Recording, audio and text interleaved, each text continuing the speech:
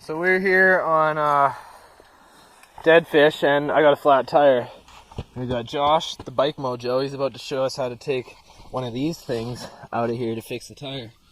Because, you know, that's useful information, right? You only need 3 tools, really. Well, 4. Tire irons, new tube, tire pump, multi-tool. That's it. And start by taking the front wheel off.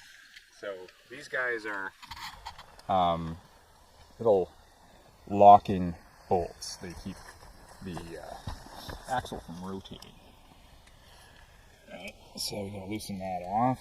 So you don't need to take them out. You don't take them out. You just back them off. That's all you have to do.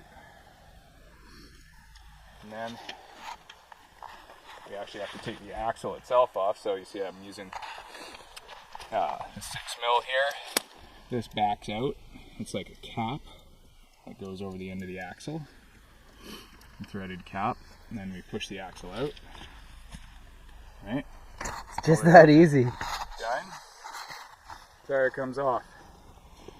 Just because we're on the side of the trail and I don't have a bench or anything like that, I'm going to make sure that I keep that lock ring or the lock thing on there. I don't want to lose any parts in the dirt and have to scramble for it. Useful tips. Now the tire itself, you're going to work the bead loose a little bit because depending on when the last time you got a flat, this stuff can get really sticky. Kind of sidewall kind of glues itself to the rim and that kind of stuff. Right?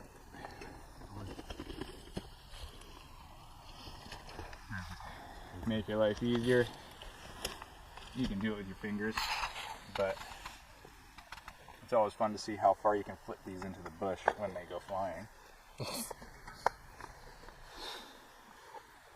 And just work the bead a little bit at a time. And you can get the rest with your fingers. Be fairly easy. Right, this is a Presta valve, the little one with the screws and stuff. You got to take the lock ring off first before you take the tube out. We're not going to take the tire all the way off, we're just taking the tube out.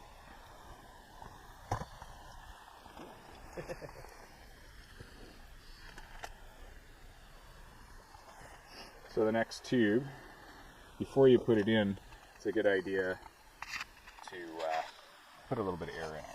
It keeps it from getting pinched as easily.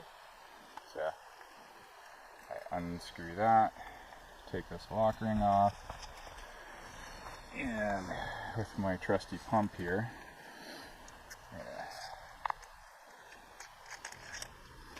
put this on. It's kind of wacky, this thing. Cool though. Like that. Go onto there. Give it a couple of pumps.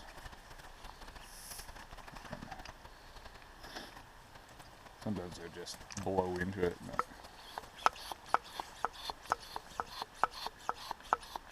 So it starts taking shape a little bit. You don't want to put too much air in it, but you want it to kind of look round. So I'd say that's plenty of air.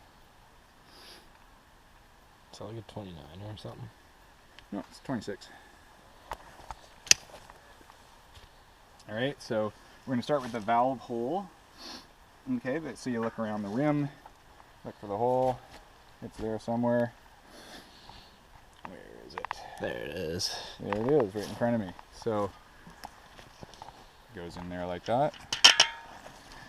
We're going to hold it in place with one of those lock rings.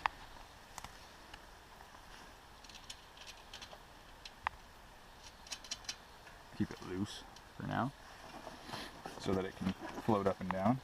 And we're going to neatly tuck it in inside the tire like that. Okay, so you see that the air in the tube keeps the shape so it doesn't get pinched or anything like that around like that. This is what we have to look at next.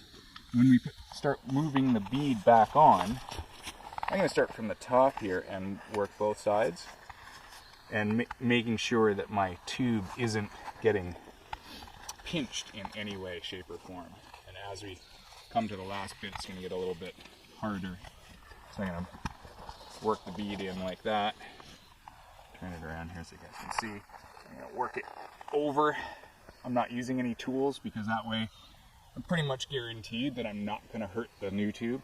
Okay, I'm just working it with my fingers, and it's just going to pop right back onto the rim like that. Then I can tighten up this lock ring, let it extend it a little bit more. And then, that's all there is to that part of it. I'm going to put some air in it.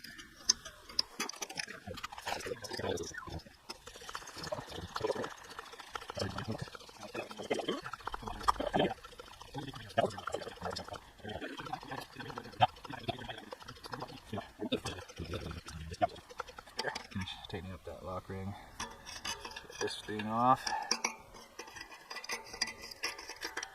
And we tighten that.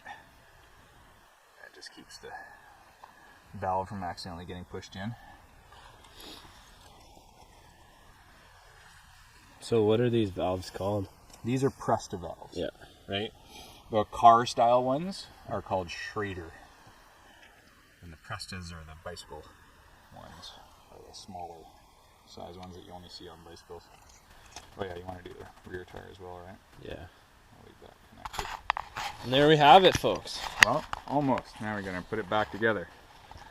So, goes down there, make sure your disc aligns with your caliper and everything slides in easily. Shouldn't take any force at all, should just drop in. No wrestling match necessary. Get your axle out and reverse the process. That goes in all the way, like that. It's actually a pretty nice system. Yeah, nice and simple, very secure, nice and rigid. Never going anywhere. Never going anywhere. You don't have to worry about your front wheel flexing. Just have a quick Those release. quick releases, they're pretty prone to breaking, right? They break, they flex, they're horrible.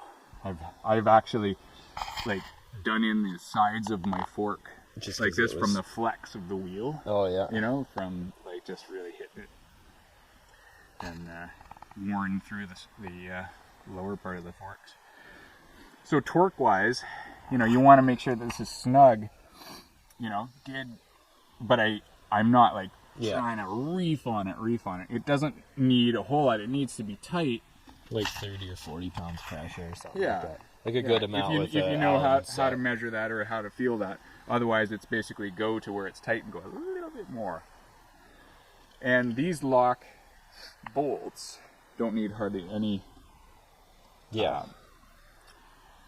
pressure. You know, it's like, yeah, that's finger tight with the tool like that. That's all it needs. Yeah, you can kind of tell by the size of the Allen key that you use. Exactly. That's pretty much a dead giveaway. The size of the Allen key shows how much torque is expected. As well as the bolt. Thank you very much. Oh, very welcome. Very welcome.